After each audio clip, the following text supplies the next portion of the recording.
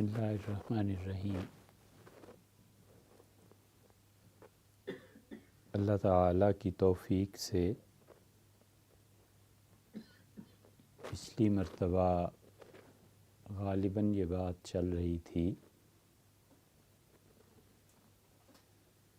کہ ایک دعویٰ کیا تھا کہ پوری دنیا میں اب تک جتنا اخلاقیات پہ اور تقرب اللہ پہ لٹریچر موجود ہے اور کسی بھی زبان میں موجود ہے، جتنی بھی ریکارڈڈ ہسٹری ہے،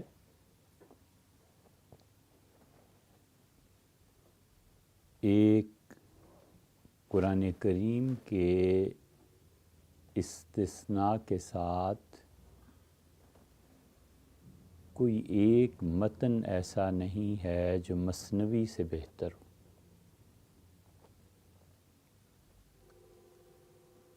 مولانا روم جیسی مثنوی اس کی کوئی مثال اور کوئی دہرائی نہیں ہے۔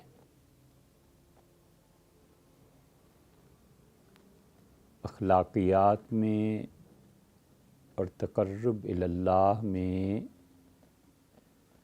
اللہ کی قربت میں، انسانی نفسیات کے مسائل کو حل کرنے کے لیے جتنا اچھا ٹیکسٹ یہ ہے، اتنا انگلش، اردو، فارسی، عربی، فرانسیسی، ان 5 زبانوں کے متعلق اگر قسم کھائیں تو جھوٹ نہیں بولیں گے کہ کوئی ایک چیز بھی ایسی نہیں ہے جو اس سے لگا کھاتی ہو۔ خالصتاً الہام ہے۔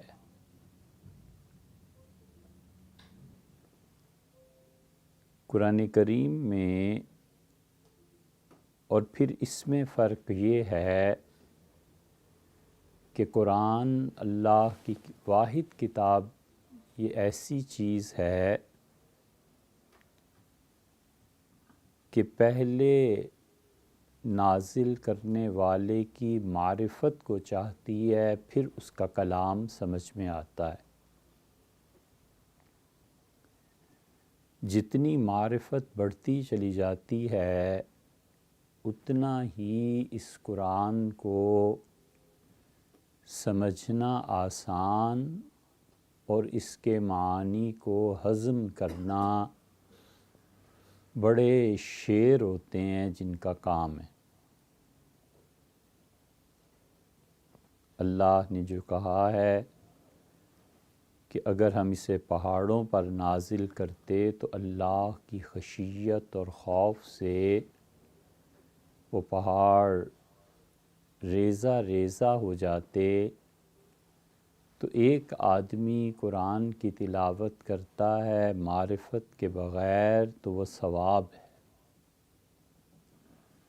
اور ایک آدمی ذات باری تعالی کی معرفت کے ساتھ تلاوت کرتا ہے تو وہ تقرب اللہ ہے، اور اس تقرب کی پھر کوئی حد نہیں۔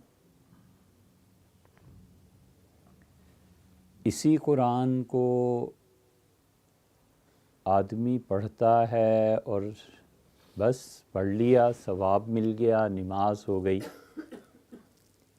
اور اسی کو کوئی آدمی پڑھتا ہے اور ایک آیت پہ گر کے انتقال ہو جاتا ہے۔ اس کی ایک آیت پہ رسول اللہ صلی اللہ علیہ وسلم گھنٹوں رات کو کھڑے ہو کے روتے رہے کہ ان تعذبہم فإنہم عبادک، اور اللہ اگر آپ انہیں عذاب دیں تو بہرحال یہ آپ کے بندے ہیں، اور اللہ اگر تو معاف کر دے تو بلا شبہ تو معاف کرنے والا ہے، بہت بڑا۔ اب رسول اللہ صلی اللہ علیہ وسلم کا بنفس نفیس، کیونکہ نبوت کا ظرف بہت بڑی چیز ہوتا ہے بنسبت ولایت کے، اور اللہ معاف کرے ولایت کے ظرف کا نبوت سے تقابل ہی ایک طرح کی بے ادبی ہے، اور پھر ختم نبوت اور اللہ کا آخری مرتبہ اپنی مخلوق سے کلام کرنا، یہ بہت بڑی چیز ہے۔ اس لیے وہ کلام سمجھ میں آتا ہے بقدر معرفت، اور دنیا میں واحد ایک ہی بس کلام ہے جو بقدر معرفت جس نے نازل کیا ہے، جتنا اس سے تعلق اور اس سے پہچان بڑھ جائے کلام بھی اسی طرح سے سمجھ میں آتا ہے۔ اور اس کے بعد یہ مثنوی ہے، کسی نے مولانا روم کا نام بھی نہ سنا ہو لیکن وہ جانے کہ مثنوی میں کیا ہے اور اس مثنوی کے مضامین کو سمجھ سکے، بہت بڑی چیز ہے۔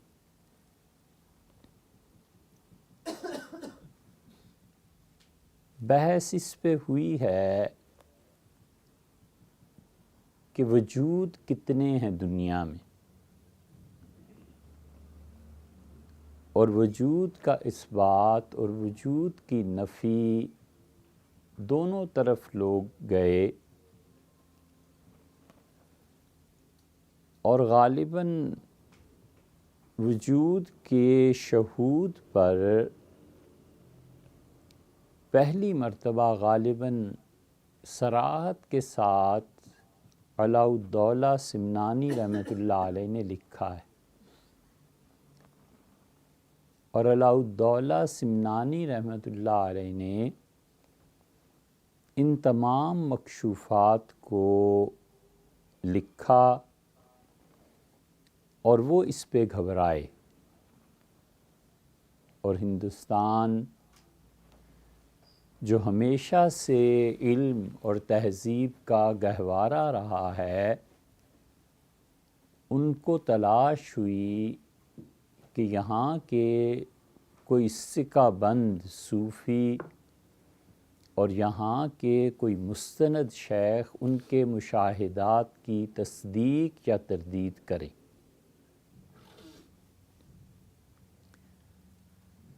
گمراہ ہونے کے لیے بھی ایک ایبلٹی چاہیے، ہدایت تو پھر کوئی بات ہے، گمراہ ہونے کے لیے بھی کوئی قابلیت چاہیے۔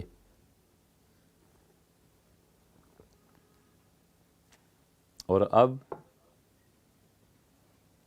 ہمارے ہاں گمراہی کی بھی قابلیت نہیں رہی، ہدایت کی تو کیا ہو۔ جس شخص نے بھی نبوت کا دعویٰ کیا، مثلاً غلام احمد قادیانی، مثلاً پرویز، آخر کوئی چیز تو ہوگی کہ انہوں نے اس گمراہی کو اختیار کیا، کتابیں پڑھیں، غلط مطالب برآمد کیے،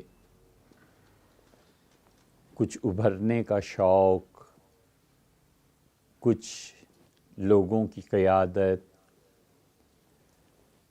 کچھ افراد ایسے جنہیں شیطان نے الہامات کے ذریعے گمراہی پہ ڈالا، آخر کچھ تو ہو گئی، اب وہ بھی نہ رہا، اور لوگ معاشی حیوان کے طور پر جی رہے ہیں، اور ایسی اندھی تقلید چھا گئی کہ وہ جو ایک اختلاف رائے ادب اور احترام کے ساتھ اپنے بڑوں سے ہوا کرتا تھا، اس کے لیے جو استعداد چاہیے تھی وہ اس تقلید نے برباد کر دی،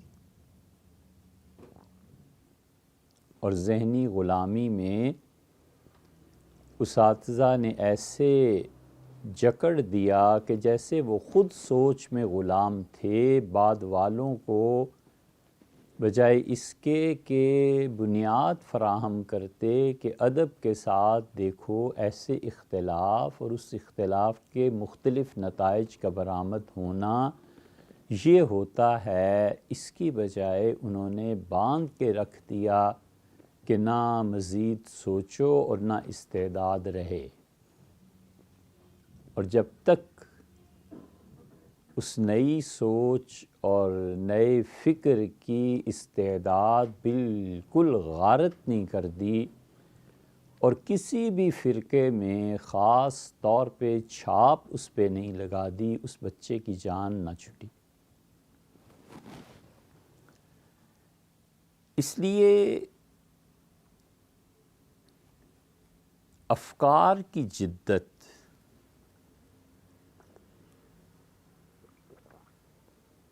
اور اس جدت کے ساتھ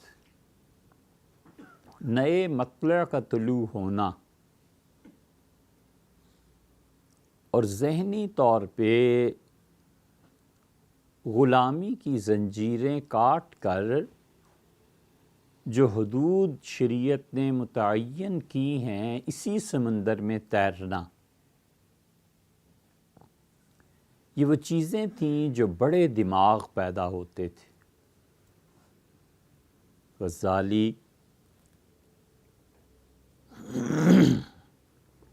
اگر فلاسفہ کا رد نہ کرتے اور شاطبی جمعے کے خطبے میں خلفائے اربعہ کا نام لینا بدعت نہ قرار دیتے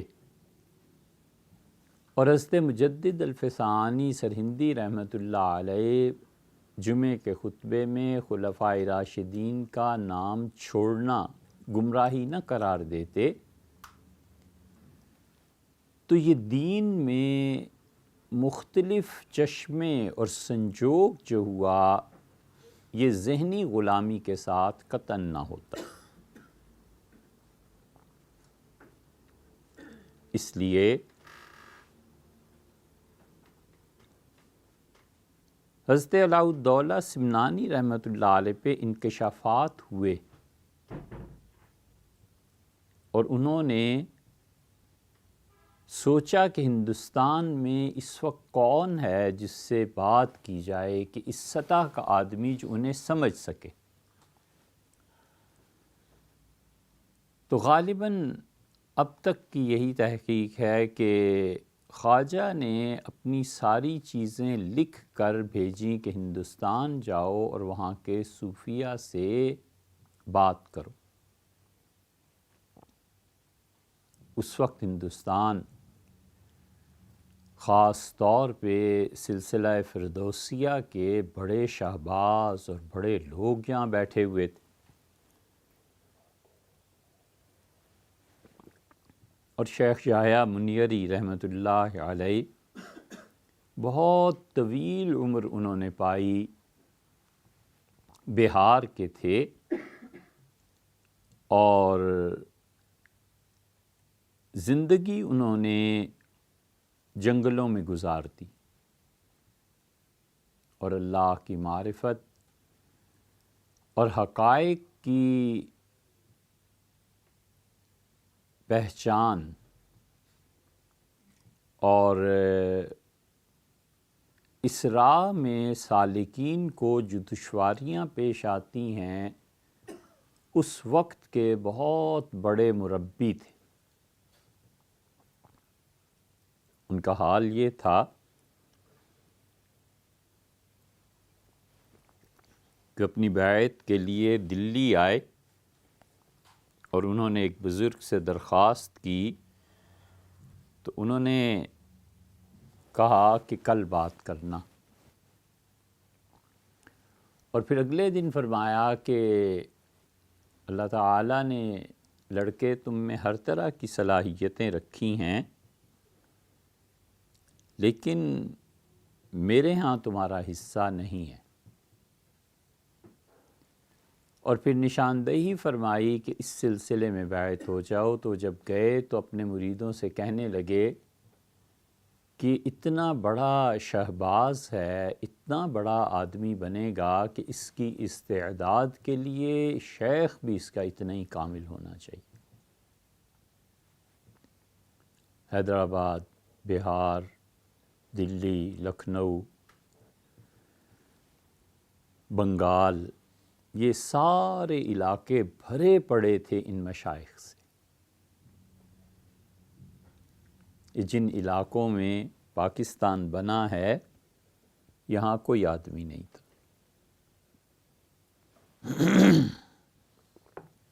اسی لیے تو یہاں کوئی تہذیب پیدا نہیں ہوئی، اسی لیے اب تک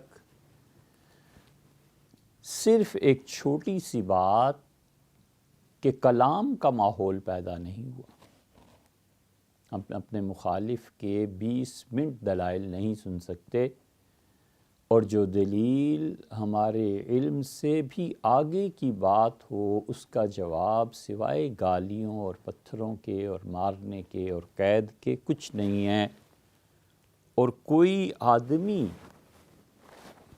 آدمی اپنی گفتگو کو حرف آخر اور وحی سے کم سمجھتا ہی نہیں۔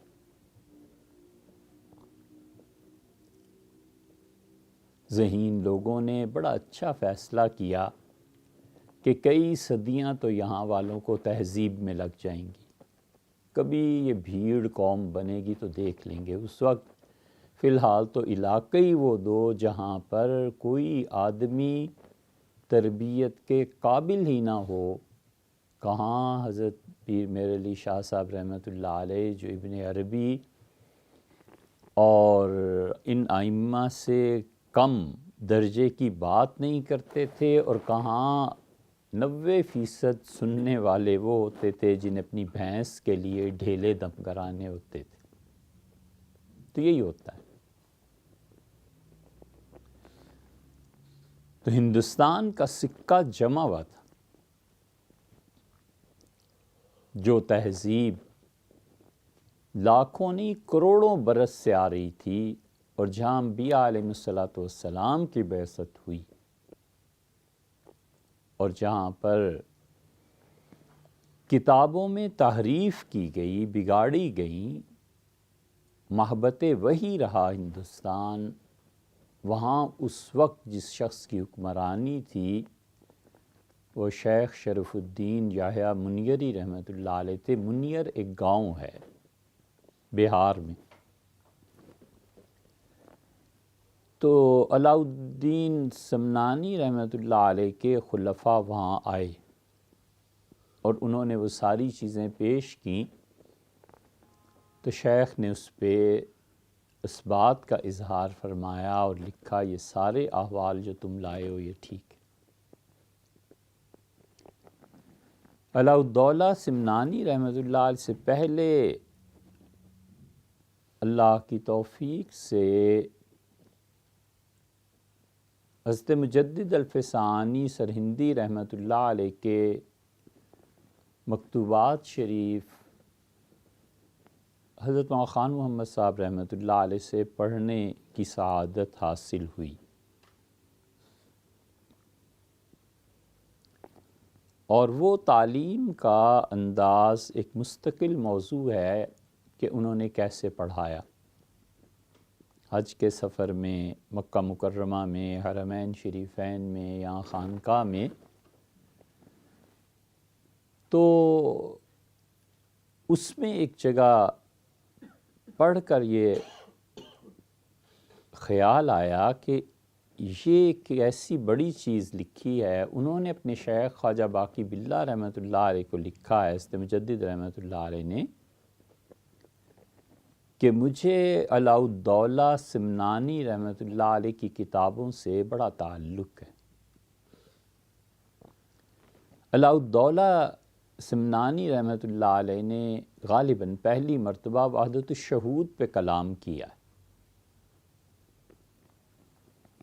اور حضرت مجدد رحمۃ اللہ علیہ کے یہاں خاص طور پہ جو اصطلاح آئی ہے وراء الورا ثم وراء الورا، اللہ کی ذات فلسفی کی سوچ سے اور صوفی کے کشف سے اور کسی بھی صاحب علم کے مباحث سے بہت بلند اور اس سے بلند اور اس سے بھی بلند یہ جو بلندی کے الفاظ اور اعلیٰ جو آئے ہیں یہ سارے حضرت رحمۃ اللہ علیہ نے وہیں سے لیے۔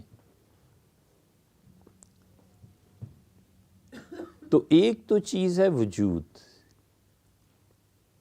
اور ایک چیز ہے کہ تقرب الی اللہ میں مثنوی کا مقام۔ مولانا نے مثنوی میں بعض حکایات ایسی ذکر کی ہیں جو اصل میں ان کی نہیں ہیں، اور وہ اتنے بڑے آدمی تھے کہ انہیں حوالہ دینے کی ضرورت ہی کیا تھی۔ بڑے آدمیوں میں ایسے ہو جاتا ہے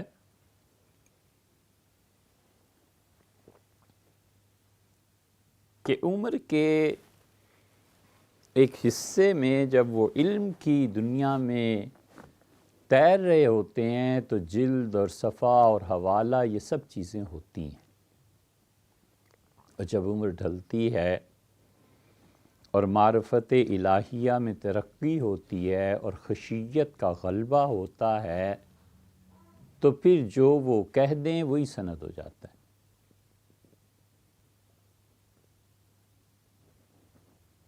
ہر او کے آن سلطان بود او ہرچے گویا دام بود، ہر وہ جو خود اپنی ذات میں بادشاہ ہو جب وہ کسی کام کا کہہ دے تو بس ہونے ہی سمجھو۔ تو اس وقت علوم کا مغز اور نچوڑ سامنے آ جاتا ہے۔ مولانا عبید اللہ سندھی رحمۃ اللہ علیہ گئے تھانہ بھون اور تھانوی رحمۃ اللہ سے یہ کہا کہ حضرت مجھے پڑھا دیں، تو حضرت اس پہ ہنسے اور فرمایا کہ مولوی صاحب مدت گزری کانپور میں پڑھایا تھا، اب نہ وہ اصطلاحات یاد ہیں، نہ وہ چیزیں یاد ہیں، نہ کتابوں کے نام یاد ہیں۔ تو انہوں نے کہا حضرت پھر ابھی تو وقت اب ہی تو وہ وقت آیا ہے کہ جب میں آپ سے پڑھوں۔ تو جب چلے گئے تو حضرت رحمۃ اللہ نے فرمایا کہ دیکھو کیسے کام کی بات کہی، کیسے سمجھدار ہیں کہ بادام اور گری ٹوٹی، اور جب روغن بادام پیدا ہوا اور بادام کا تیل نکلا تو اس نے کہا اب ہی تو وقت آیا ہے اس سے فائدہ اٹھانے کا۔ تو ایسے ہوتا ہے۔ تو معروم ان جیسا آدمی کون سا تھا، ان کا کسی بات کو کہہ دینا یہ خود سند تھا۔ لیکن ایک حکایت انہوں نے جاحظ سے لی ہے، کتاب الحیوان میں بھی اس کا تذکرہ ملتا ہے، اور اسی طرح یہ جو تھے زمخشری ان کے ہاں بھی اس کا تذکرہ ملتا ہے۔ اور عبداللہ انصاری نے عقل اور عشق پہ ایک رسالہ لکھا ہے، اس میں بھی ہے۔ اسی لیے معروم نے مثنوی میں فرمایا ہے کہ مجھ سے دو آدمی پہلے گزرے ہیں، ایک حکیم سنائی اور ایک وہ فرید الدین عطار۔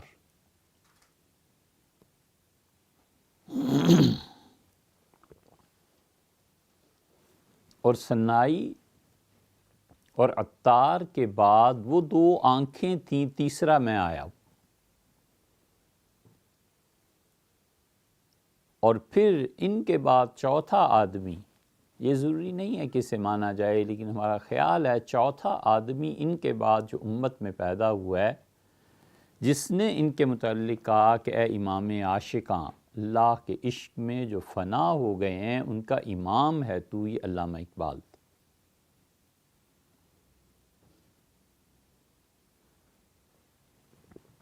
دائمی حضور اور استغراق تک کی کیفیات یہ چیزیں ان کے ہاں تھیں۔ وہ بھی ایک مستقل موضوع ہے، لیکن حکایت مولانا نے یہ بیان کی ہے، سب نے، کسی نے نام لے کے، کسی نے بے نامی سے، کسی نے تفصیل سے، کسی نے اجمال سے، کہ ایک آدمی بہت بڑا صاحب علم بیٹھا ہوا تھا اور اس کی عادت یہ تھی کہ اپنے گھر کے دروازے کو ہمیشہ بند رکھتا تھا۔ ایک آدمی آیا،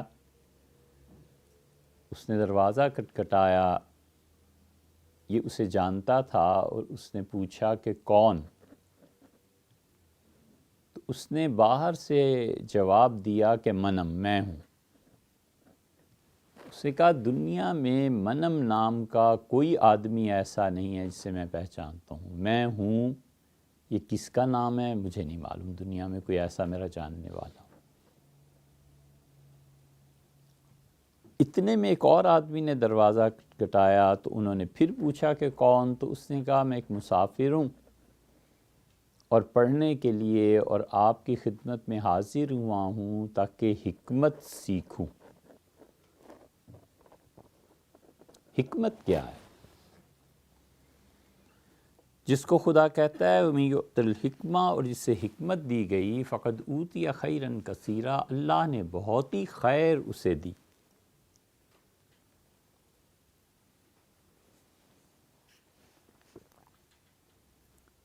اور ترمذی میں حضرت رسالت پناہ صلی اللہ علیہ وسلم کا قول تو سب جانتے ہیں کہ ارشاد فرمایا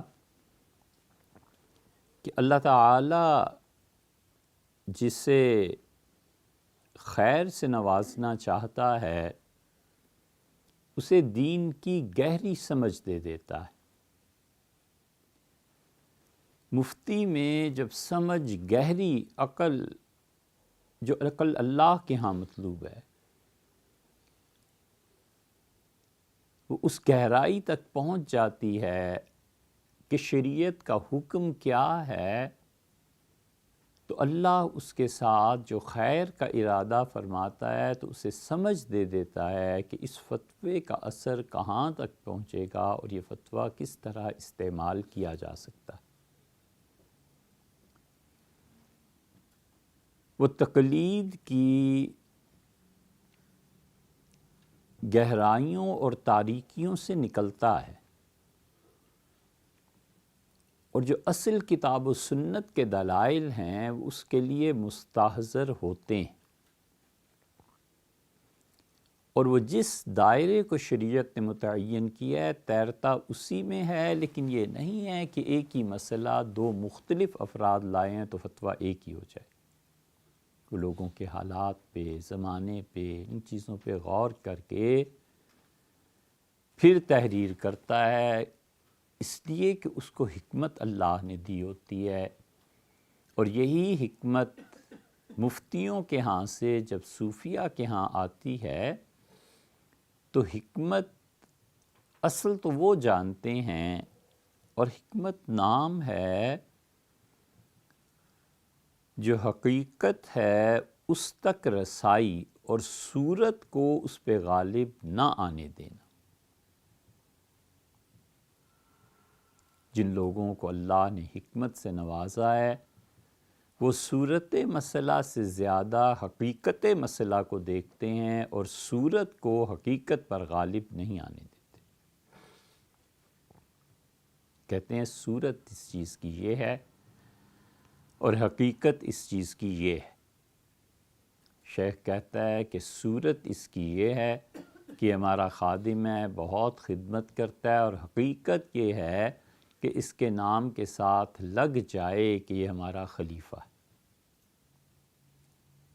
تو کہتے ہیں رہے، خدمت کرتا رہے، اس کو نفع شاید پہنچے، آخری زندگی کے لمحے تک شاید توبہ کی توفیق ہو جائے، اپنی ہستی کو مٹانے کی، نکالتے اس لیے نہیں، اور جانتے ہیں کہ ان ساری خدمتوں کی حقیقت اس سے پیچھے پوشیدہ ہے، اور وہ کسی طرح حب جاہ ہے کہ میرے نام کے ساتھ اس نام کی وابستگی ہو جائے۔ اس لیے مدت العمر کی خدمت کے باوجود وہ اجازت کا نام تک نہیں سنتے اور لیتے. وہ جانتے ہیں کہ یہاں پہ اصل حقیقت کیا ہے. 1 کروڑ ایک آدمی پیش کرتا ہے اور وہ جانتے ہیں کہ یہ کروڑ اس کی ظاہری صورت ہے مدرسے کے لیے، خانقاہ کے لیے، اور اس میں اصل اس کے پیچھے کیا چیز چھپی ہوئی ہے اور اس چیز تک رسائی یہ حکمت ہے. صورت سے متاثر نہ ہونا اور حقائق تک رسائی ہونا یہ حکمت کہلاتی ہے.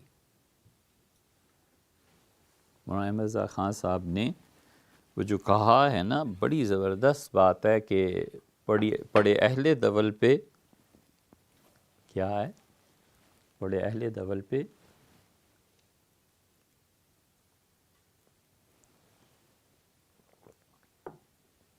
ان کی مشہور نعت ہے وہ، جس میں انہوں نے 4-5 زبانیں جمع کر دیں. لم یاتی نذیر کفی نظرین مثلے تو نشد پیدا جانا، اسی میں آگے آتا ہے پڑھے اہل دول پہ میری رضا. ہاں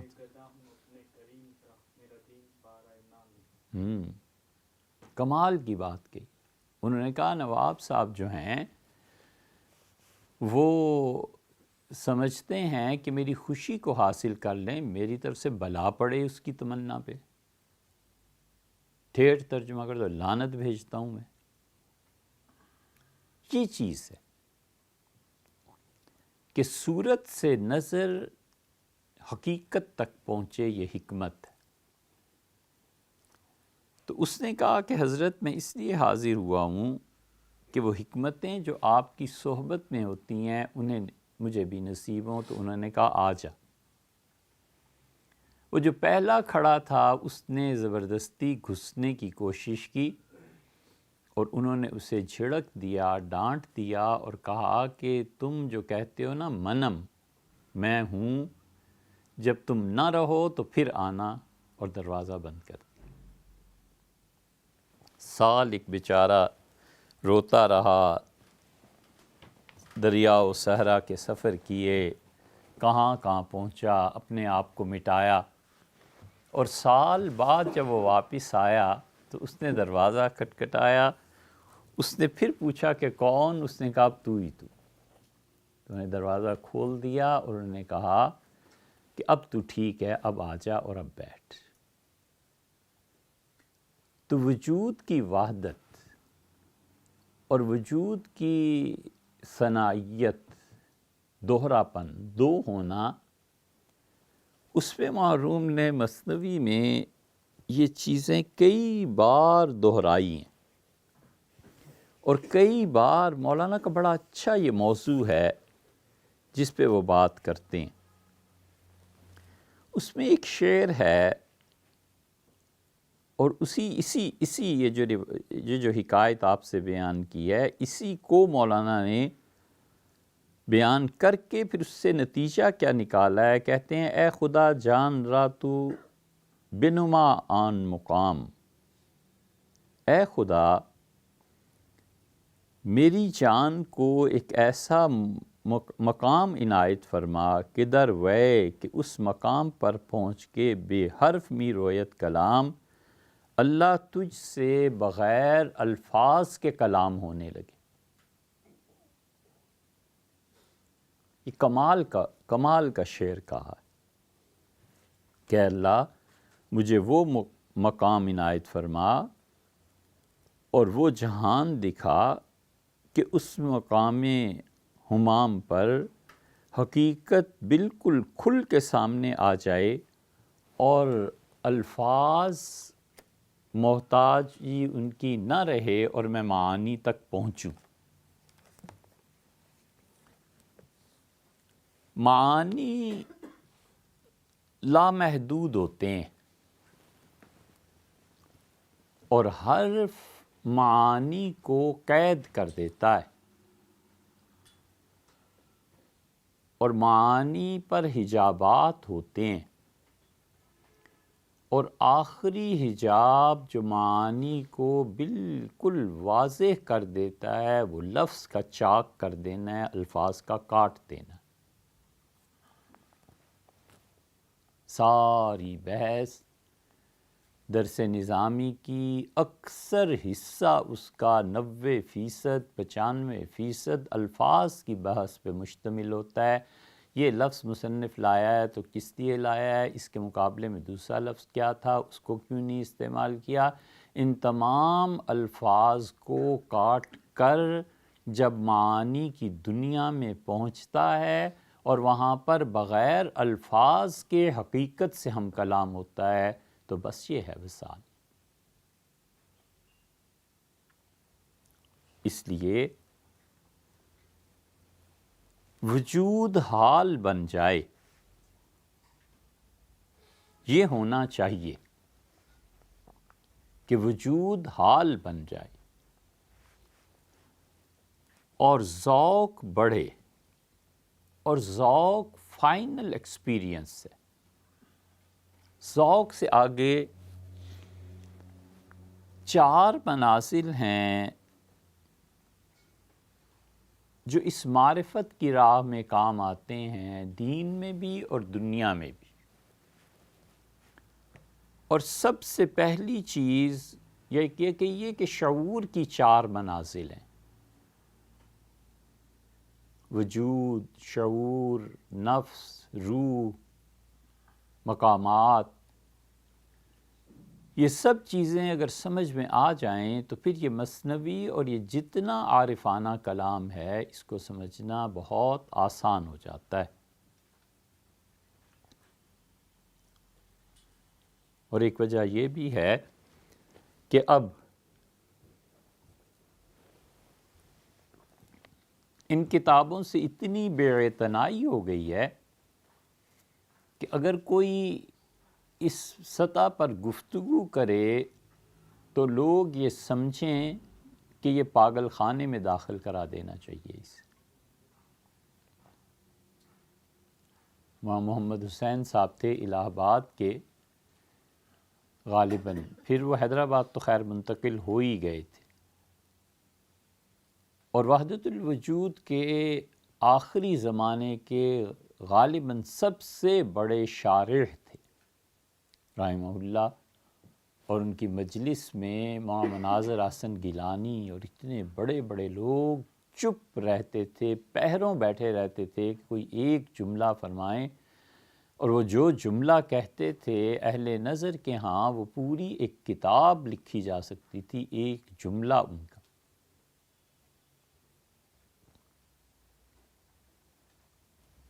اس لیے سب سے پہلے شعور جس چیز کو دیکھتا ہے اور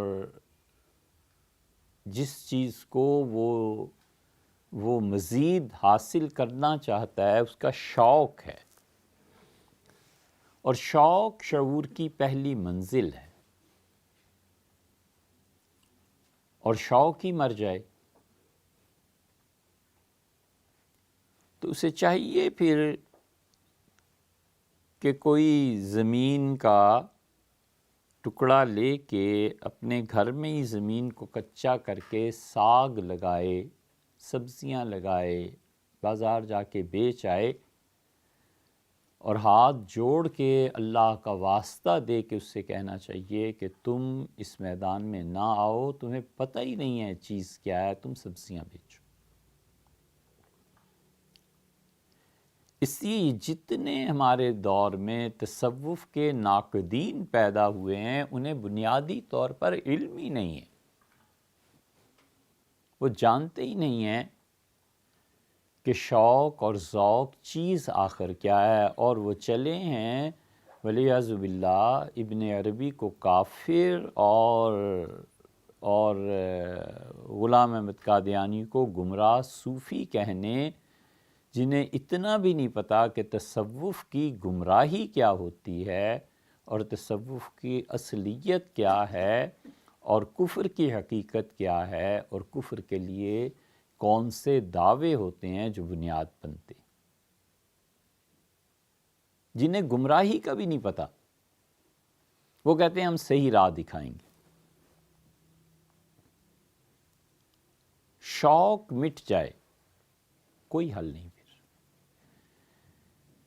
عورت بیوہ ہو جائے اور اسے شوق ہی نہ رہے زیور پہننے کا، تو اب بیٹیاں ہزار زور لگا لیں اور اصرار کر لیں، وہ کہتی ہے بیٹی دل ہی مر گیا اب تو.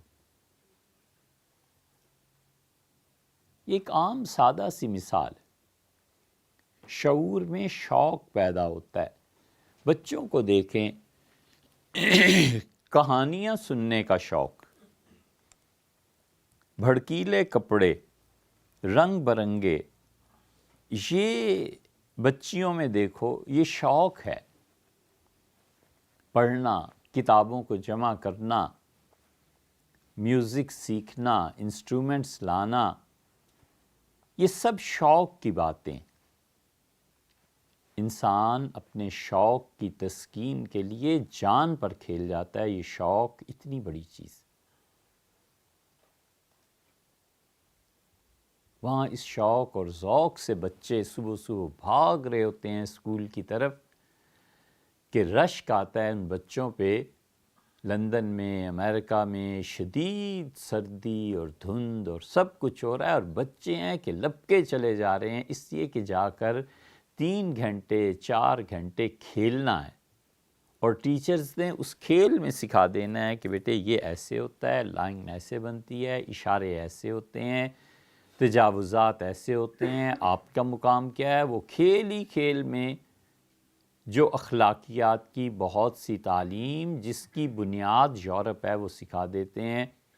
وہ تو ہم میں کیا آتی. سنت جو اپنے گھر کی چیز تھی، ہمارے اخلاقیات کی بنیاد وہ بھی نہ بن سکی. کہ اگر حضرت رسالت پناہ صلی اللہ علیہ وسلم زندہ ہوتے تو اس موقع پر کیا فیصلہ فرماتے. کہ وہی شخص کر سکتا ہے جس کو حضرت رسالت پناہ صلی اللہ علیہ وسلم کے مزاج میں فنائیت حاصل ہو کہ اگر ہوتے تو کیا فیصلہ فرماتے. تو اخلاقیات کی وہ بنیاد جو وہاں بچپن میں ہی وہ شوق سے بچے جاتے ہیں. اور یہاں شوق کا یہ حال ہے جو ہم اور آپ سب جانتے ہیں کہ پیر کے دن صبح اسکول جانا یہ ولیعذ باللہ عذاب الہی سے کم مرحلہ نہیں ہوتا. اور 2 مہینے 3 مہینے کی چھٹیوں کے بعد اگلے دن جو اسکول جانا ہے اس کا جو سہم چڑھا ہوا ہوتا ہے، مصیبت بنی ہوئی ہوتی ہے کہ اب کل اسکول جانا ہے. یہ عذاب جو اور استاد آئے اور کہا اچھا بھئی یہ میتھمیٹکس کی بک ہے، 2 مہینے چھٹیاں ساری حل کر لانا.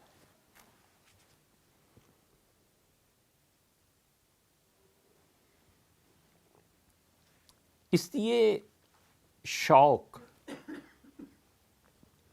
اللہ کا راستہ طے کرنے کا شوق،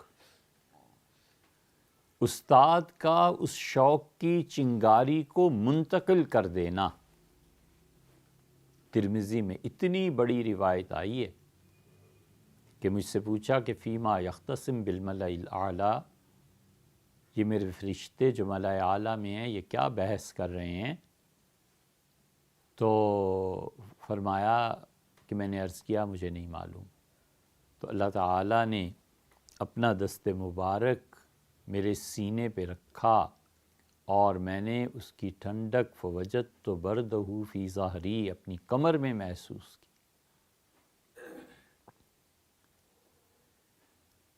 اور میں جان گیا. پھر مجھ سے پوچھا، میں نے کہا وہاں یہ بحث ہو رہی ہے.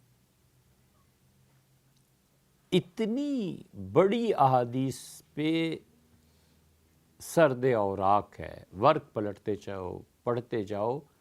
کوئی معرفت اللہ کا شوق ان دروس سے اپنے شاگردوں میں منتقل کرنا، اس انگیٹھی پہ پانی پڑ گیا.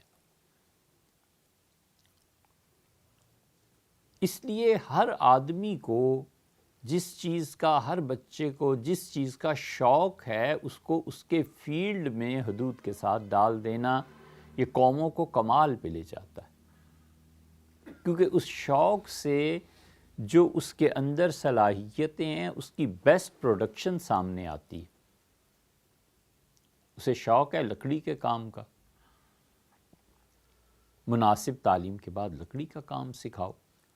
اب اسے کہنا کہ تم بیٹھ کے علامہ اقبال کو پڑھو، وہ کہے گا میری خاک سمجھ میں آئے گا، مجھے تو لکڑی بنانے کا شوق ہے، مجھے تو فرنیچر بنانے کا شوق، تو بیسٹ پروڈکشن آئے گی نا مارکیٹ، پھر اس کا اجتہاد آئے گا، پھر وہ اس میں جدت پیدا کرے گا کہ یہ چیزیں کیسے ہوتی ہیں۔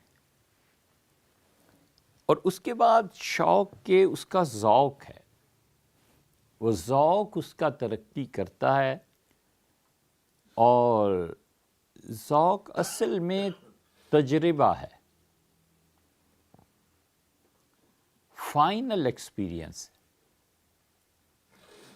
صاحب ذوق کی نظر جچی تلی ہوتی ہے، صاحب ذوق کے کان جچے تلے ہوتے ہیں، صاحب ذوق ایک چیز کو سنتا ہے اور اس کا اثر آخری حد تک قبول کرتا ہے۔ نقشبندیہ سلسلے میں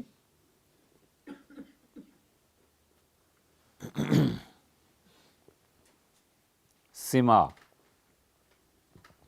اور یہ چیزیں سختی سے منع کی گئیں، شدت سے، حتیٰ کہ حضرت امیر کلال رحمۃ اللہ علیہ کی خانقاہ میں ذکر بالجہر ہوتا تھا تو شہر کے مفتی حاضر ہوئے اور عرض کیا کہ حضرت یہ جو خانقاہ میں ذکر بالجہر ہوتا ہے یہ ہمارے حنفی فقہا کے ہاں اس کی اجازت نہیں ہے۔ امیر کلال رحمۃ اللہ علیہ نے کوئی بحث نہیں کی اور فرمایا نکو نیم، ہم آئندہ نہیں کریں گے، ختم کرو۔ ان کے ہاں اتنی شدت، حضرت مجدد رحمۃ اللہ تو بڑی نکیر کی ہے اس پہ۔ حضرت مجدد الفسانی رحمۃ اللہ علیہ کی اولاد میں خود حضرت مولانا عبدالاحد صاحب رحمۃ اللہ علیہ تھے، یہ چشتی مزاج کے پیدا ہو گئے۔ کوئی بلند آواز سے شعر پڑھ دیتا تھا تو ان پہ حال طاری ہو جاتا تھا۔ ہندو تھے چاروں طرف، ایک دن صبح اٹھے اور ہندو کچھ پڑھ رہے تھے بھجن، ان کی سمجھ میں آتے تھے، وہ معرفت کا کلام تھا، تو ان پہ حال طاری ہو گیا، گر گئے اور ہڈی پہ چوٹ آ گئی، پھر سنبھل کے بیٹھ گئے۔ گھر والے جمع ہوئے تو کہا اندھیرا تھا، ٹھوکر لگی اور گر گیا۔ بات تو ٹھیک تھی، ٹھوکر لگ گئی، گر گئے، مگر اصل وہ پیچھے جو چیز کام کر رہی تھی وہ چشتیوں کا مزاج تھا۔ حضرت رحمۃ اللہ علیہ ایک مرتبہ فرمایا کہ بھئی ان چشتیوں کے مزاج سے کلیتاً اپنے آپ کو باہر رکھنا ممکن نہیں، اس لیے ہم مختلف جلسوں میں جب جاتے ہیں تو جو نعتیں پڑھتے ہیں اس سے ہمارا کام چل جاتا ہے۔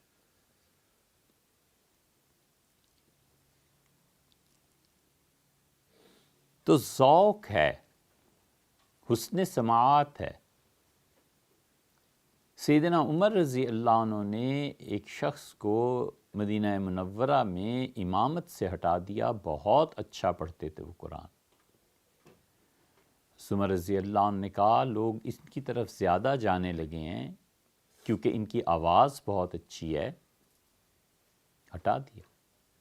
اسی لیے حنفیت پہ جو سیدنا عمر رضی اللہ عنہ کی گہری چھاپ ہے، اسی کے اثر سے فتاوی عالمگیری نے یہ لکھا ہے اور بھی جگہ، مگر فتاوی عالمگیری نے تو بڑا واضح طور پر لکھا ہے کہ خوش خوان مطلوب نہیں، صحیح خوان مطلوب ہے۔ جو قرآن کو صحیح پڑھے وہ چاہیے، وہ نہیں چاہیے جو بہت خوبصورت آواز سے پڑھے۔ اور ذوق میں حقیقت تک رسائی نہیں ہوتی۔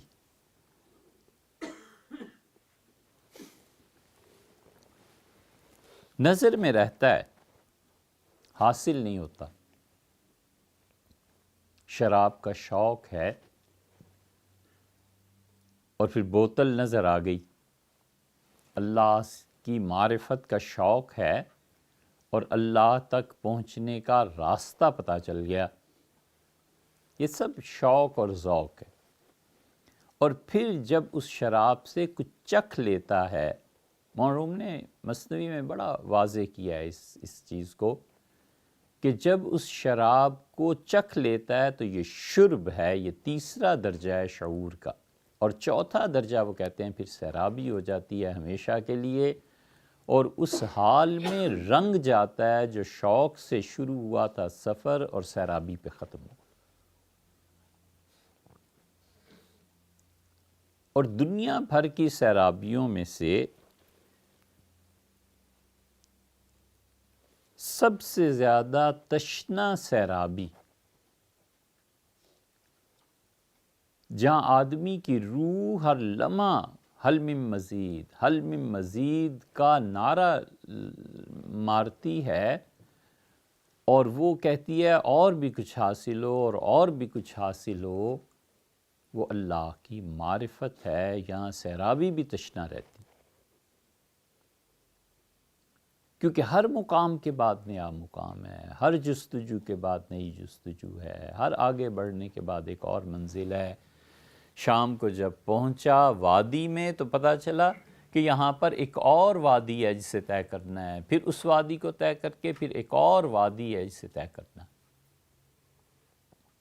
حتیٰ کہ اللہ کا قرب اتنی بڑی چیز ہے کہ رسول اللہ صلی اللہ علیہ وسلم نے فرمایا میرے لیے مقام محمود کی دعا مانگا کرو۔ مقام محمود اتنی بڑی چیز ہے، انہیں حاصل ہے۔ یہ جو درود شریف ہے یہ در حقیقت رسول اللہ صلی اللہ علیہ وسلم کے احسان کا شکریہ ہے۔ کوئی آدمی کسی پر احسان کرے تو شریف آدمی اس کا شکریہ ادا کرتا ہے کہ آپ ہمارے لیے سردی کے موسم میں گاؤں سے دیسی گھی لے آئے، بہت شکریہ، بہت مہربانی آپ کی۔ یہ درود شریف در حقیقت رسول اللہ صلی اللہ علیہ وسلم کا شکریہ ادا کرنا ہے کہ اللہ کے رسول آپ نے اتنا بڑا احسان فرمایا کہ اللہ کی ذات اور صفات کی معرفت آپ کے صدقے سے نصیب ہوئی۔ یہ مومن کی طرف سے ان خدمات کا اعتراف ہے۔ اس لیے اللہ کے حضور میں جو سیرابی ہے، یہ سیرابی خود اپنے اندر پیاس بھی رکھتی ہے۔ بس یہ ایک ہی سیرابی ہے جہاں پہنچ کے آدمی کہتا ہے اور دکھا دیں اور دکھا دیں۔ وحدت الشہود کے بھی بعد ایک جہان کھلتا ہے جسے ہم نے کہا یہ جہان حیرت ہے۔ یہ حضرت مجدد الفسانی رحمۃ اللہ علیہ پہ کھلا ہوگا۔ ان کے مکتوبات میں بار بار ایسے اشارے ملتے ہیں جہاں وہ وحدت الشہود سے بھی آگے ایک تیسری دنیا کا ذکر کرتے ہیں، اگرچہ حضرت نے اس کو کوئی نام نہیں دیا، نام ہم نے ایسے ہی رکھ لیا کہ وہ جہان حیرت ان پہ کھلا ہوگا۔ وہ بھی اللہ کا قرب ہے۔ اب دیکھتے نہیں حدیث میں آیا ہے کہ لوگ جب اللہ تعالیٰ کی زیارت کریں گے تو اس کے بعد ایک لمبا طویل سجدہ ہوگا جس میں وہ پڑے رہیں گے۔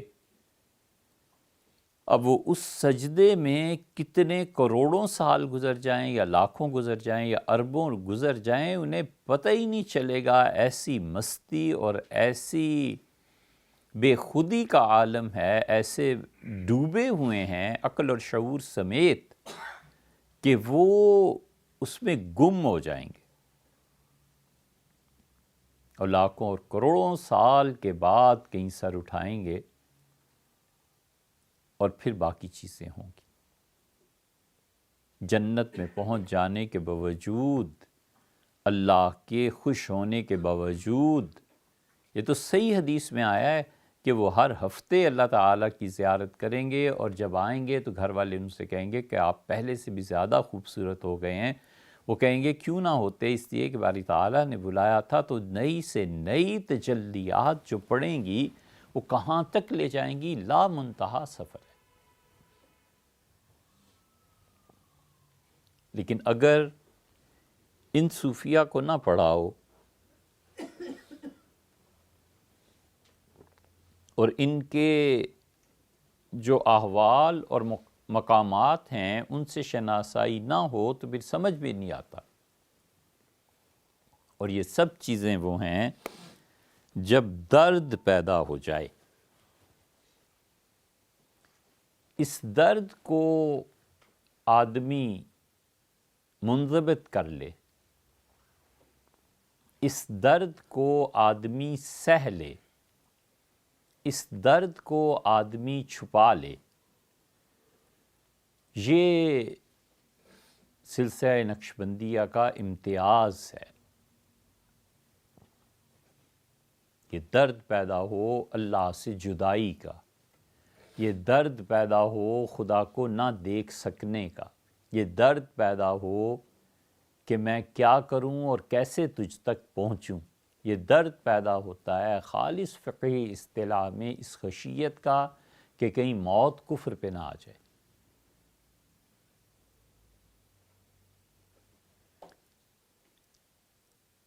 اور صوفیہ کی اصطلاح میں یہ ہجر کا درد ہے، یہ دوری کا درد ہے۔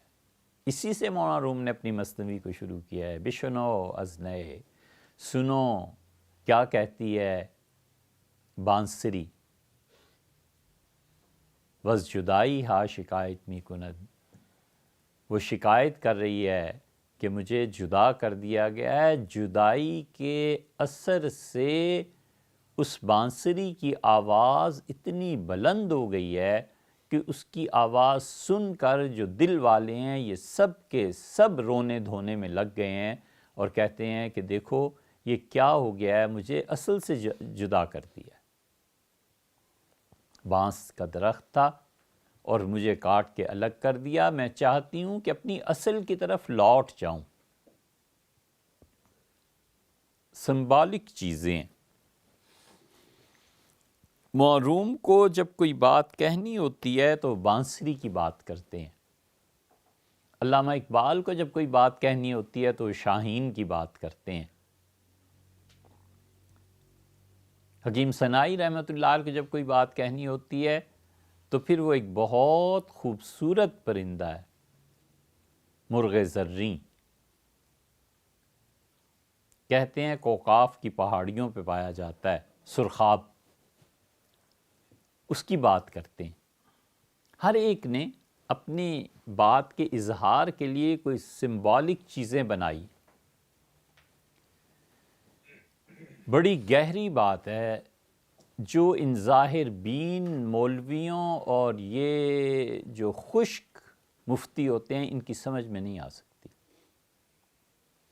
اللہ کی محبت، اس کی معرفت، یہ چیزیں جب غالب آتی ہیں تو بشریت کا نقص جو اس میں ہے نا اس کو پورا کرنے کے لیے اسے کچھ نہ کچھ ظاہری چیز چاہیے ہوتی ہے۔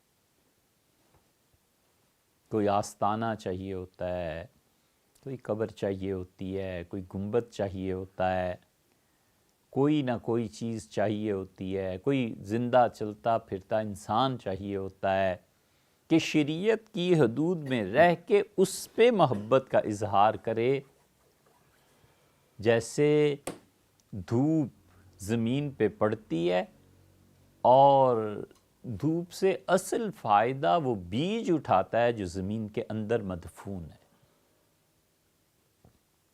ظاہر کا مفتی مولوی وہ کہتا ہے یہ چیز، یہ حرام، یہ حرام، یہ جائز، یہ ناجائز، یہ کر رہے ہو، یہ کر رہے ہو، اور اگر اسے معرفت نصیب ہو تو وہ کم سے کم چپ رہتا ہے کہ اس آدمی کا حال آج کل یہ ہے، اور یہ جو کوہر چھائی ہوئی ہے غیر کی محبت کی، یہ جب سورج طلوع ہوگا تو یہ کوہر خود بخود ختم ہو جائے گی،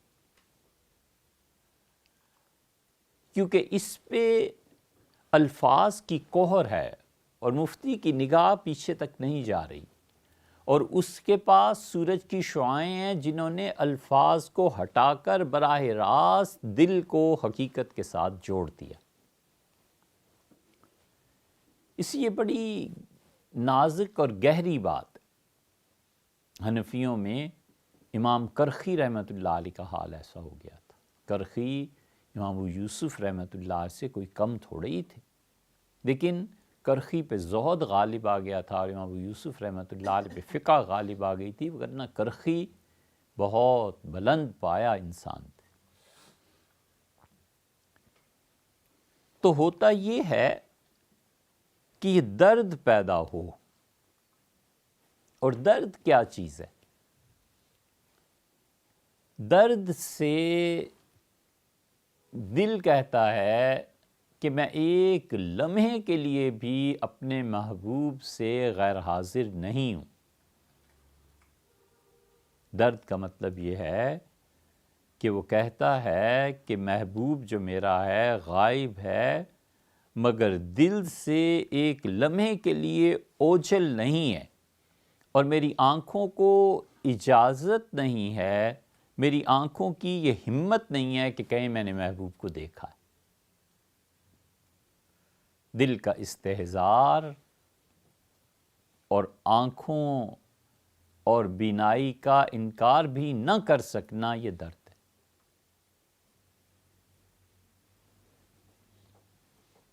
وہ درد جو صوفیہ کے ہاں کہلاتا ہے، اس میں دل ایک لمحے کے لیے تصور بھی نہیں کر سکتا کہ میں نے نہیں دیکھا حقیقت کو، باری تعالیٰ کو، اور آنکھیں جو ہیں ان کو اجازت نہیں ہوتی کہ وہ کہیں میں نے محبوب کو دیکھا ہے۔ یہ جو درد اٹھتا ہے نا اس سے، تو نتیجہ یہ کہ آنکھیں اندھی ہو جاتی ہیں اور دل روشن ہوتا ہے۔ اور اس عقل کا سیاپا اور عذاب یہ ہے کہ یہ عقل کام کرتی ہے تاریکی میں، دل اندھا ہوتا ہے تو پھر آنکھیں روشن اس کی ہو جاتی ہیں۔ اس عقل کی مصیبت یہ ہے۔ عقل کی ایک قسم ہے جس کو ہم کہہ رہے ہیں سیاپا اور عذاب، اور ایک عقل کی وہ قسم ہے جو اللہ نے قرآن میں کہی ہے، دونوں میں فرق ہے۔ یہ عقل اسباب کا تجزیہ کرتی ہے اور رک جاتی ہے۔ عقل اٹلی میں ایک ٹاور کو دیکھتی ہے اور کہتی ہے کہ کیا خوبصورت چیز بنائی ہے، ہر سال اتنے سینٹی میٹر اس میں یہ ہو جاتا ہے، یہ ہو جاتا ہے، یہ ہو جاتا ہے۔ اور ایک عقل وہ ہے جو اس کو دیکھ کر کہتی ہے سبحان اللہ، اللہ نے کیا انسان کو صلاحیتیں دی ہیں اور کتنا خوب استعمال کیا ہے اس نے ان صلاحیتوں کو، اس ٹار میں اور اس تصنیع میں، ان مصنوعات میں بھی اللہ کے ہونے کی نشانی ملتی ہے۔ یہ تجزیہ اسے اللہ تک پہنچاتا ہے۔ یہ وہ عقل ہے جسے قرآن کہتا ہے کہ وَمَا يَعْقِلُهَا، اور اس قرآن سے فائدہ اٹھانے والے وہی لوگ ہیں جو علم والے ہیں۔ تو وہاں پر عقل خود اللہ کی طرف رہنمائی کرتی ہے، اور جہاں پہنچ کر یہ تجزیہ صرف مادیت تک محدود رہ جاتا ہے، یہ کام انہیں اسی وقت کرنا ہوتا ہے جب دل اندھا ہو۔ اگر دل کو خدا کی معرفت نصیب ہو اور وہ کلام کو سمجھ جائیں تو پھر وہ غالب ہیں، پھر وہ حاوی ہیں۔ مسلمانوں کی ماضی ان 300-400 سال کو چھوڑ کے پہلے تو کبھی بھی ایسا نہیں رہا کہ وہ اپنے تجزیات کے نتیجے میں اللہ تک نہ پہنچے۔ تو دل تاریک ہو جائے، اب عقل کا مقام یہی رہ گیا ہے۔ دل اندھا ہو جائے، عقل کا مقام یہی رہ گیا ہے۔ یہ عقل اور عشق میں جو بحث کی ہے نا علامہ اقبال نے، بڑی اچھی بحث ہے، بہت کمال کی چیز ہے۔ کئی بار سوچتے ہیں اس کو پڑھائیں۔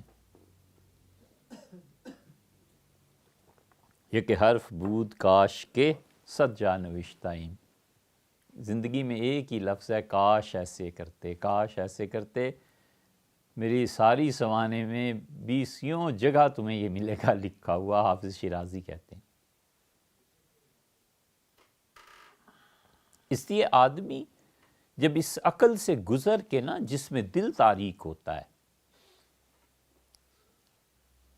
اس عقل تک پہنچتا ہے جو خدا کی طرف رہنمائی کرتی ہے۔ قرآن جس شعور کو پیدا کرتا ہے، وہ جو چیزوں میں، اشیاء میں اللہ کو جھانک لیتا ہے، یہ بڑا مناسب لفظ ہے۔ دیکھتا نہیں، جھانکتا ہے، وہ عقل مطلوب ہے۔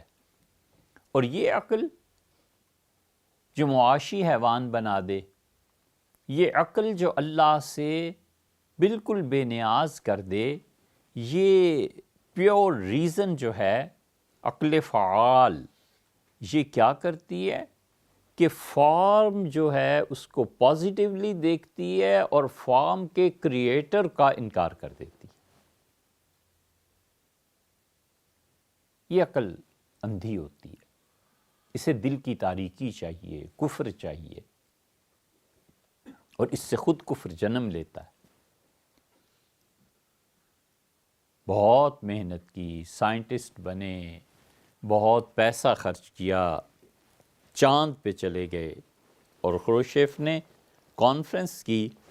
یہ تو نصف پون صدی کا قصہ ہے، اور اس نے ہنستے ہوئے کہا کہ ہم تو وہاں بھی ہوئے، چاند پہ بھی، اور سارا خلا بھی کراس کر لیا، اسپیس پوری، ہمیں تو کہیں وہ اللہ نہ ملا جسے مسلمان کہتے پھرتے ہیں۔ یہی کہنا چاہیے تھا، کیونکہ وہاں تک پہنچنا یہ اس عقل کے زوم پہ تھا جن کے دل اندھے تھے اور آنکھیں روشن تھیں۔ جب اللہ کی معرفت حاصل ہوتی ہے تو پھر آنکھیں بند ہو جاتی ہیں اور دل روشن ہوتا ہے، میں اس بات کے کہ ان ساری اشیاء کے کیمسٹری اور یہ جو حقائق ہیں سب کے سب باری تعالیٰ کے ہیں، جتنے بھی عناصر ہیں یہ بہرحال مخلوق ہیں، اور خالق ان پہ غالب اور ان کو پیدا کرنے والا۔ اس لیے آدمی جب پیور ریزن میں آتا ہے تو کبھی عقل کا انکار کرتا ہے،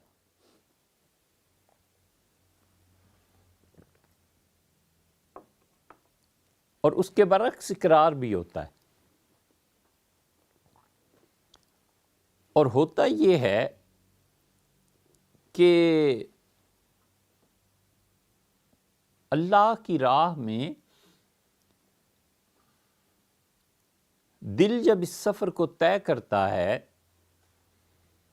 تو اس دل میں اگر کانٹا چبھ جائے تو پھر سفر مشکل ہو جاتا ہے۔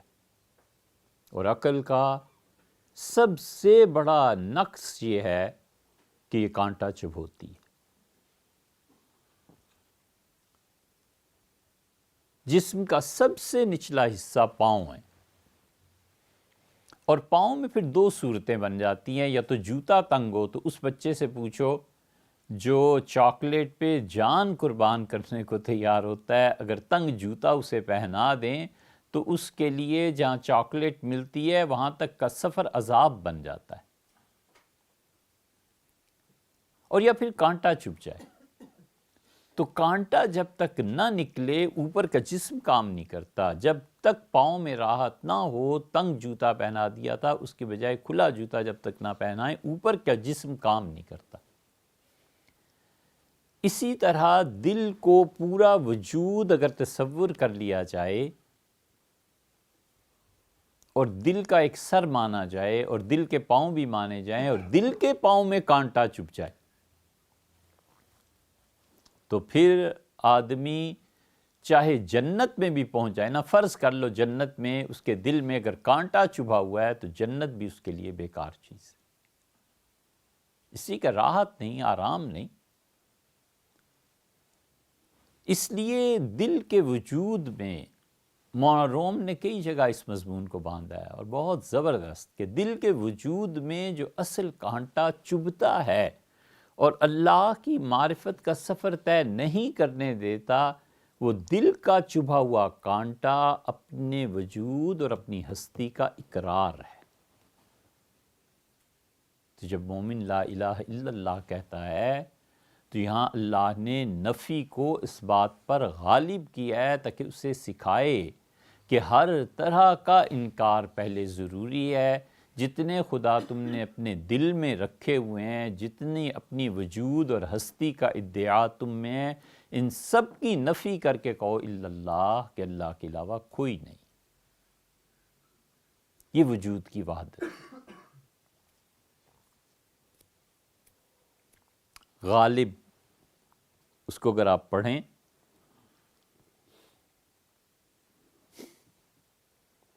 بڑا آدمی تھا، بڑے حقائق اس پہ کھلے، بڑے حقائق کو انہوں نے تشریح کی۔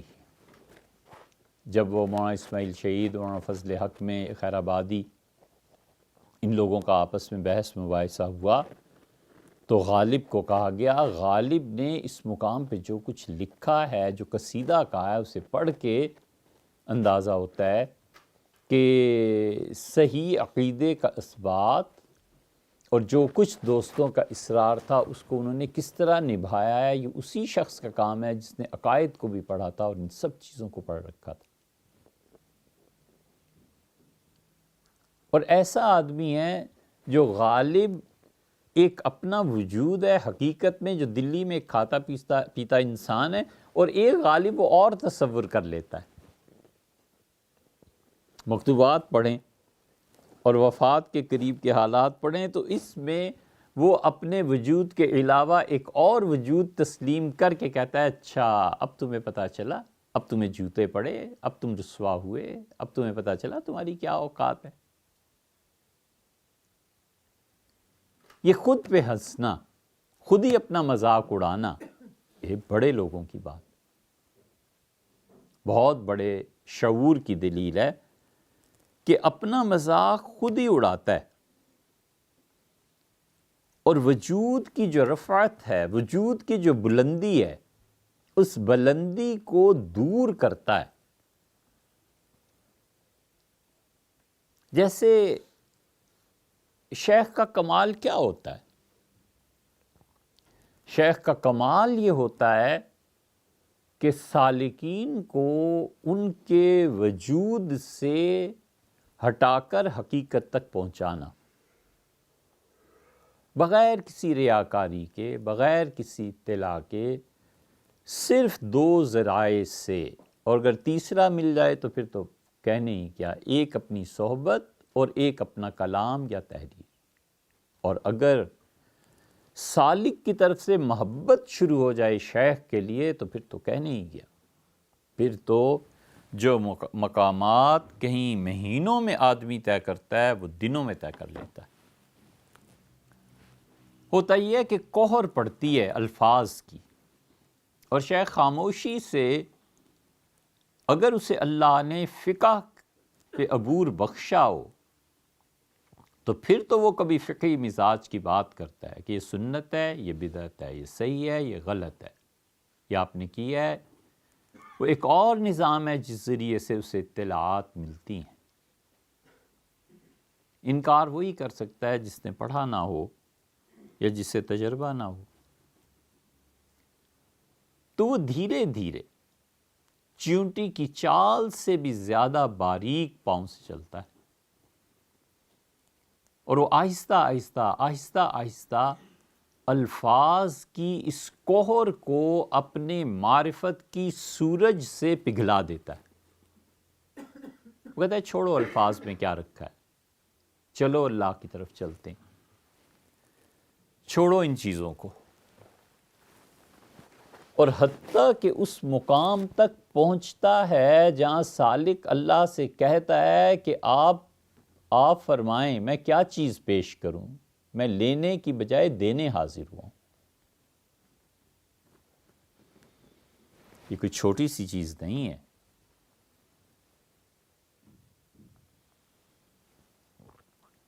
کہ پورے انکسار اور پوری عاجزی کے ساتھ وہ خود آفر کرتا ہے، کہتا ہے آپ فرمائیں، جان چاہیے، میں حاضر ہوں۔ آپ چاہتے ہیں آپ کی بندگی، میں حاضر ہوں۔ آپ فرمائیں کیا چاہیے؟ کہتے ہیں ہم سے باتیں کرو، کہتا ہے میں حاضر ہوں، آپ سے باتیں کر لیتے۔ کہ اس درجے تک پہنچنا کہ وہ کہے کہ میں خود کچھ پیش کرنے کے لیے حاضر ہوں، یہ اس محبت کے نتائج میں سے ہے جو سالک کو اپنی شیخ سے ہوتے ہیں۔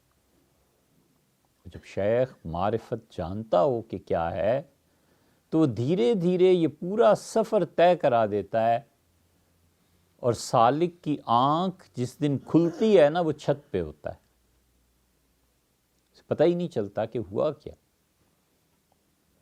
اس لیے جن لوگوں کو کشف اور خواب اور یہ چیزیں نہیں حاصل ہوتی وہ ایک لحاظ سے ان سالکین سے اچھے ہوتے ہیں جن کو خواب اور کشف اور یہ چیزیں، کیونکہ بعض اوقات وقت لگ جاتا ہے ان مناظر کو دیکھنے میں، یہ اسے اس سے بھی باز رکھتے ہیں اور لے کے چل پڑتے ہیں۔ تو اس لیے شیخ جو ہوتا ہے وہ حقیقت میں الفاظ اور معانی، ان سب چیزوں کے یعنی معانی کو جوڑ دیتا ہے حق سے۔ اور ہمارے زمانے کے مشائخ، حضرت مجدد رحمۃ اللہ نے لکھا ہے کہ اکثر ہمارے زمانے، حضرت مجدد اپنے دور کی بات کرتے ہیں رحمہ اللہ، اس نے فرمایا ہمارے زمانے کے اکثر مشائخ جو ہیں یہ ریاکاری کے مقام تک پہنچے ہیں، اس سے زیادہ آگے نہیں بڑھے۔ ریاکاری کیا ہے؟ شیخ کی یہ کوشش کہ کوئی آدمی یہ نہ کہہ سکے کہ میں نے غلطی کی ہے۔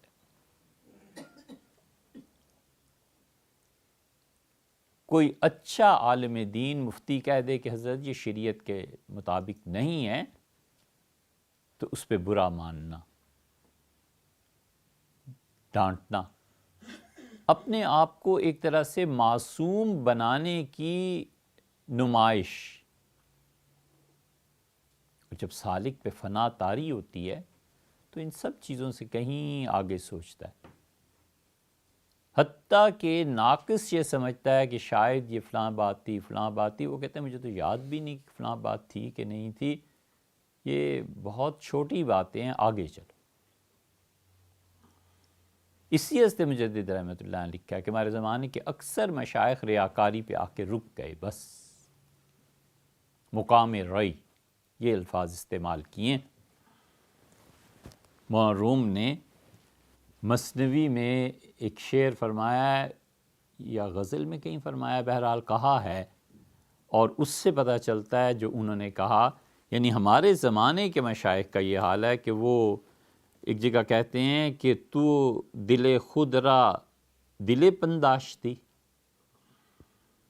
تو دل خود را دل پنداشتی، تمہارا یہ جو دل ہے ایک لوتھڑا گوشت کا جو دھک دھک سینے میں آواز کو پیدا کر رہا ہے، تمہارا خیال ہے کہ دل یہ ہے، اچھا جستجوئے اہل دل برداشتی، یہ سب نتیجہ اس کا ہے کہ تم نے کسی دل والے کی مجلس کو نہیں دیکھا، کسی دل والے کے مجلس کو دیکھا ہوتا تو تمہیں پتہ چلتا کہ دل والے کیا ہوتے ہیں۔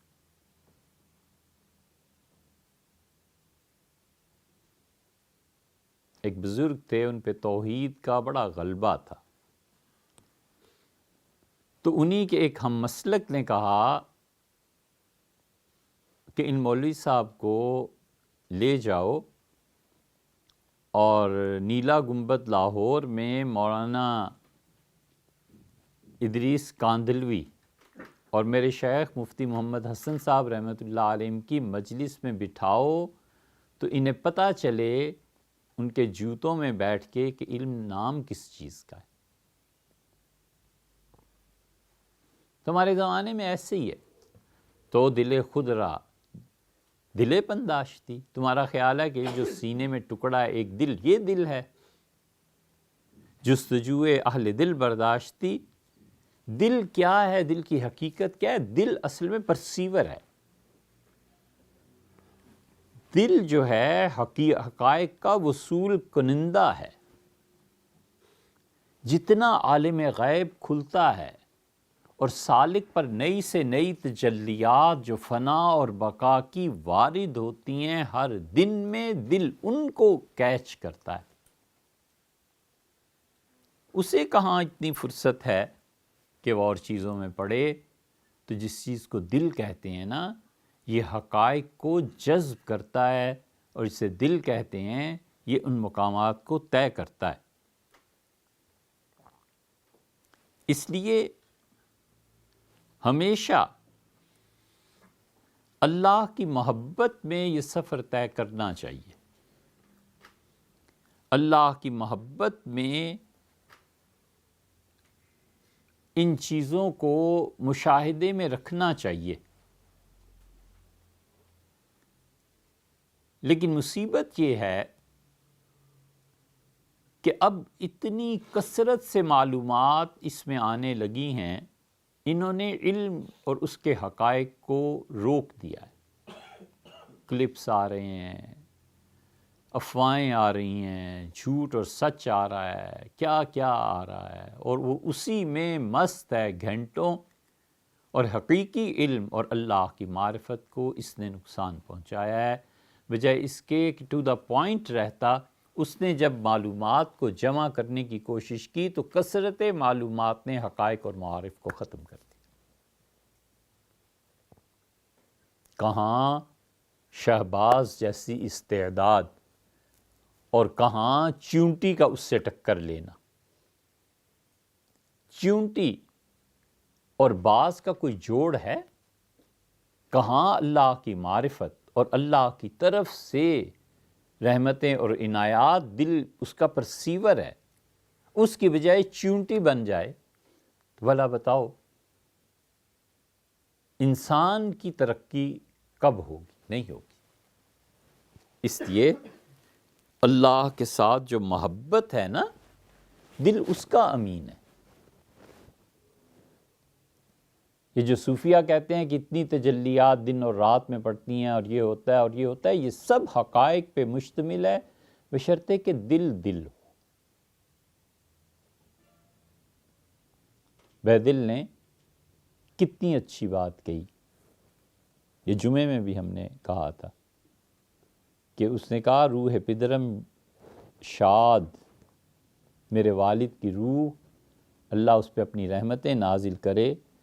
چے خوش گفت ز استاد، کتنی اچھی بات میرے استاد سے مجھے لے گئے مدرسے میں ہاتھ پکڑ کے اور کہا کہ فرزند مرا عشق بے آموز، فرزند مرا عشق بے آموز، کہ مولوی صاحب میرے بچے کو عشق کی تعلیم دیجئے، اللہ کی محبت اسے سکھائیے، دیگر ہیچ، اور بس اس کے علاوہ کچھ نہیں چاہیے، سب بیکار ہے. پوری مسلمان دنیا کے شعراء میں جہاں تصوف اور فلسفہ آپس میں رچا ہوا اور عروج پہ نظر آتا ہے، کمال پہ، یہ واحد شخص ہے. ارے علم میں نہیں کہ کوئی اتنا بڑا آدمی اور ہو، یہ واحد آدمی ہے. بناتا ہے، نئی نئی چیزوں کو بناتا ہے. انہوں نے کہا میرے والد نے کہ فرزند مرا عشق بے آموز، میرے بچے کو اللہ کا عشق سکھائیے، دیگر ہیچ، اور اس کے علاوہ کوئی چیز نہیں. اس لیے آدمی اگر ایک چھوٹی سی بات پہ عمل کر لینا تو کافی کچھ حاصل ہو جاتا ہے. ہمیشہ آخرت کے معاملے میں خود غرض رہنا چاہیے. یہ بڑی چھوٹی سی بات ہے. آخرت کے معاملے میں ہمیشہ خود غرضی اختیار کرنی چاہیے، اور دنیا کے معاملے میں بے غرض ہونا چاہیے. بس نیکی کرنی ہے، کوئی غرض نہیں مجھے اس سے. شدید سردی ہے، بارش ہو رہی ہے، غریب آدمی ہے، ملازم ہے، اسے ایک چھتری لا کے تحفے میں دے دینا ہے کہ لیجئے یہ آپ استعمال کریں، بے غرضی سے کریں. پتہ ہے کہ اس کی بیٹی کی شادی ہے اور بڑا مشکل ہے، کیا کرے گا، جتنی استعداد و توفیق دی تھی لے لو پیسے، اور پھر یاد بھی نہیں کہ کیا ہے کیا نہیں۔ یہ بے غرضی۔ دنیا میں جس کے ساتھ نیکی کرنی ہے بے غرض ہو جائے، اور جہاں آخرت کا معاملہ ہے اللہ کا، وہاں خود غرض ہو جائے۔ 10 آدمی دوست، کوئی اللہ کا حکم توڑ رہا ہے، مجھے نہیں توڑنا۔ حج فرض ہے اور اتنے دوست ہیں، کوئی حج پہ جائیں نہ جائیں، مجھے اپنا کام پورا کرنا ہے، مجھے حج کرنا ہے۔ ہنگامہ مری، کل عذاب ہو گیا تھا یہاں برف باری کو دیکھنے کے لیے۔ 4000 گاڑیوں کی گنجائش تھی مری میں، اور 41,000 گاڑیاں گئیں۔ یا اللہ، دوپہر صبح چاشت کے وقت یعنی 10-11 بجے سے لے کے رات گئے تک 1 بجے کے بعد بھی یہاں آنے جانے والوں کی کثرت کی وجہ سے راستے مسدود ہو گئے۔ ان سارے ہنگاموں میں اس کے ذمے اپنی اولاد کی تربیت ہے۔ اللہ آخرت میں پوچھے گا، خود غرض ہو جانا چاہیے کہ مجھے نہیں ہنگاموں میں جانا، مجھے اب گھر پہ کام ہے، بچے ہیں میرے، ان کے پاس بیٹھنا ہے، انہیں سمجھانا ہے، سبق ہے، تعلیم ہے۔ اور دنیا کے معاملے میں بے غرض، الٹا حساب ہو گیا نا اب، کہ آخرت کے معاملے میں بے غرض۔ جیسے اس اولاد کا اللہ نے پوچھنا ہی نہیں، جیسے اس اولاد کی تربیت کا، گھر کے اخراجات کا، ان چیزوں کا خدا نے حساب ہی نہیں لینا۔ اتنے بے غرض ہو گئے ہیں ان چیزوں سے کہ گھر سارا تباہ ہو جائے، شام کو دوستوں کی محفل نہ جائے۔ یہ حال ہے۔ اور آخرت کے معاملے میں یہ بے غرضی، اور دنیا کے معاملے میں یہ غرض ہے کہ 1 انچ زمین کا پلاٹ ٹکڑا 20,000 بھی کوئی کم دے رہا ہے تو نہیں دینا یار، یہ ہو نہیں سکتا۔ یہ سب غرض اور بے غرضی کی بحثیں۔ تو ہمیشہ آخرت کے معاملے میں آدمی خود غرض اور دنیا کے معاملے میں بے غرض ہو جائے تو اللہ کی معرفت اور اللہ کے ساتھ تعلق کی دولت ملتی ہے، اور وہ اللہ کے عشق کی دولت سب سے بڑی چیز ہے جو کسی انسان کو نصیب ہو۔ دل اپنے اصل مقام پر آ جاتا ہے، اور دل انسان کو سکھا دیتا ہے کہ حضرت رسالت پناہ صلی اللہ علیہ وسلم کے ساتھ تعلق کیسے جڑتا ہے، اس حقائق کی دنیا تک رسائی کیسے ہوتی ہے۔ پھر وہ اس عشق میں وہ جو کوہر ہے نا الفاظ کا، وہ کوہر کیسے دور ہوتا ہے۔ شیخ اگر ان مقامات کو جانتا ہو تو اسے اندازہ ہوتا ہے کہ جو مرید ہے نا، اس کا کیا حق مجھ پہ بنتا ہے۔ اسی لیے بہت سے مشائخ ختم کر دیں، ان کا نہ بھائی نہ، ہمارے تو اپنے ہی نجات ہو جائے تو کافی ہے، مریدوں کی کثرت کو کیا کرنا ہے۔ اگرچہ جنہوں نے کثرت سے بیعت کی ان کے لیے بھی ہے، لیکن یہ سب رنگ ہے۔ ہمیشہ آخرت خود غرضی کے ساتھ اور دنیا بے غرضی کے ساتھ، نیکی کرے کوئی پرواہ نہیں، اللہ قبول کرے، بھول جائے کسی کے ساتھ کیا نہیں کرو، آخرت چکنا اور خود غرض ہو کے اپنا وہ جہان بنانا چاہیے۔